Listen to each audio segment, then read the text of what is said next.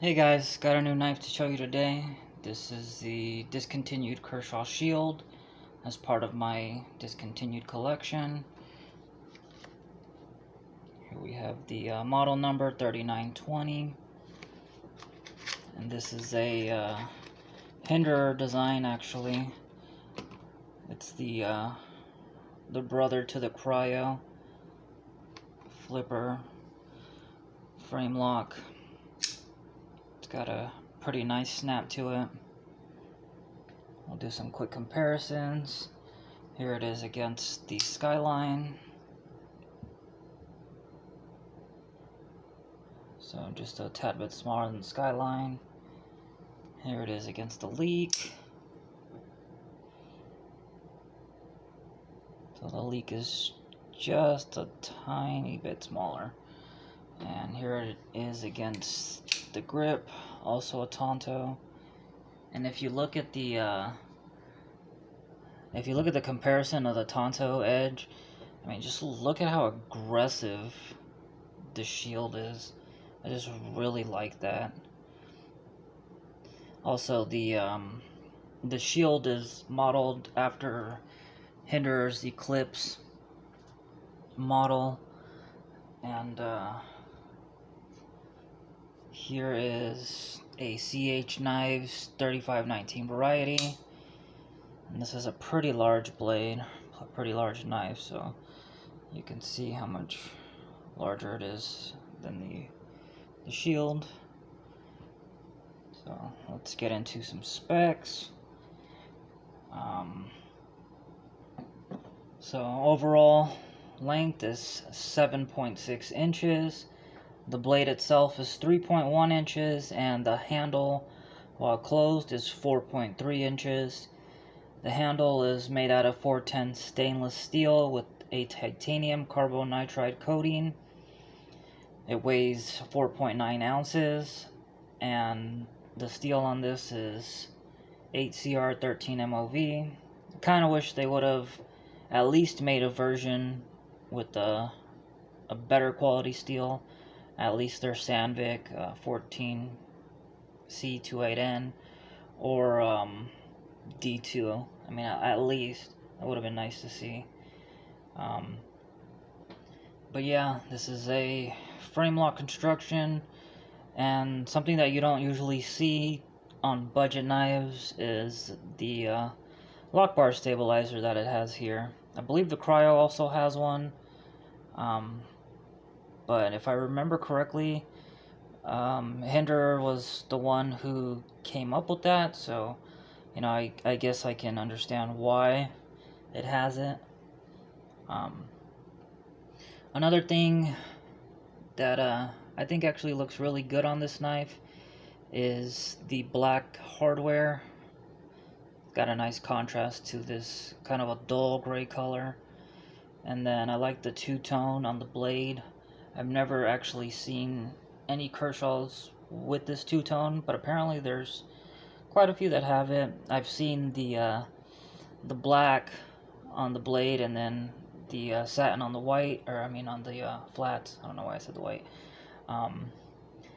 But on this one, the satin is on the flats, and then it's got a stonewash on the bevels. And this actually has two grinds. It comes in a hollow grind, and the tonneau tip is a flat grind. I guess it's a compound grind, but I don't really want to say, you know, confirming that it is, because it doesn't look as it doesn't look as how would you call it, as defined as a compound grind that I usually see. I mean, you can tell right here, you know, the difference between the if I can get it in view, between the two grinds. But I thought that was pretty cool. I just really am digging this blade style, just how aggressive that tip is. Just looks really cool. I like how it's got this upswept swedge here, just really nice.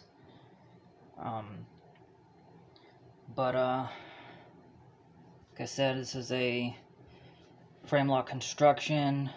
I don't know if the person, who I bought this pre-owned, so the person who had it before me, I don't know if they used it much. Doesn't seem like it.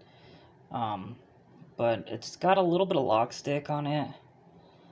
So, I mean, that kind of bugged me a little bit. But earlier I took it apart to clean it, put some oil, you know, the whole get up.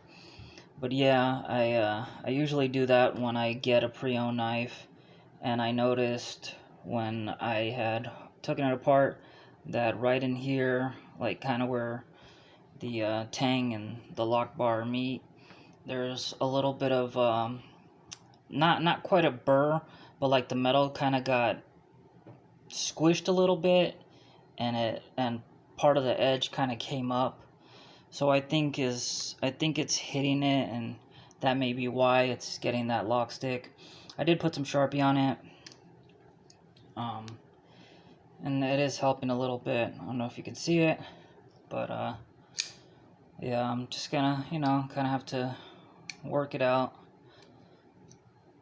And then my blade is not perfectly centered, unfortunately. I tried to get it nice and centered, but couldn't really do it. I mean, usually most of my knives are nice and centered, but this one I wasn't able to without making this too tight and it being unable to flip out.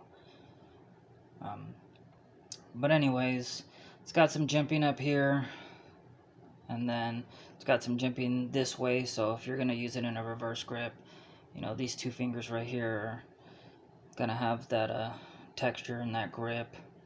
Also, it's got the jimping on the flipper tab, and the pocket clip is 4-way position, so right now I have it in tip up right side. But yeah, you have both on this side and this side, so that's pretty cool. You know, plenty of options. It's got the thumb studs, which you can use, and it has the barrel spacers, back spacers, so again with the black hardware, which is pretty nice, so very easy to clean. And I really like the handle, how it's got that really nice, just slim design construction. The whole knife has got a really good design overall. That's why I wish that it had a better steel on it. Kind of sucks to see, you know, really good designs and then they use the Chinese 8CR steel. So, I mean, at the price that it was coming out originally, for just a few more dollars, they could have done 14C28N. So, I don't know why they didn't. Who knows? But, yeah, I really like how, you know, it's got a lot of the little things that just make this knife good still. You know, the 4-way pocket clip position, the lock bar stabilizer, and the ergos on this are real nice. You know, just like 2 finger choils for your fingers to sit in, rest comfortably. The handle just feels really good in the hand. The jimping, the 2 different blade grinds, so you know you can get that nice cut with the hollow, and then if you're kind of doing any pull cuts or, you know, push cuts, you got that flat, or even just for, you know, stabbing, just that really sharp, nice tip. But I think it's a really nice knife. One thing I do also wish is that they had made this knife slightly bigger. I think this would have been really cool in a 4-inch blade, or close to 4 inches, at least 3.75 inches. Handle a little bit bigger as well. It just would have looked really good.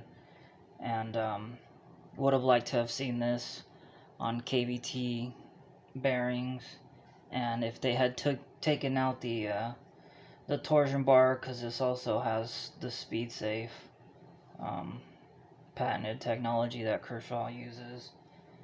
So, you know, it flips out nice and hard, but I just think it would have been a better, cooler knife if it had been manual. But yeah, it's a pretty good knife. I really like it. Aside from its little issue with the lock stick, it's not a bad budget knife. It's got an awesome design, and you know, it's gonna be good for my discontinued collection. But overall, I would say, you know, if you can find one of these, I would get it. Go for it. And if you like tantos, then this would be perfect for you. But that's all I have to say. So please like and subscribe, and thanks for watching my video. Have a good one.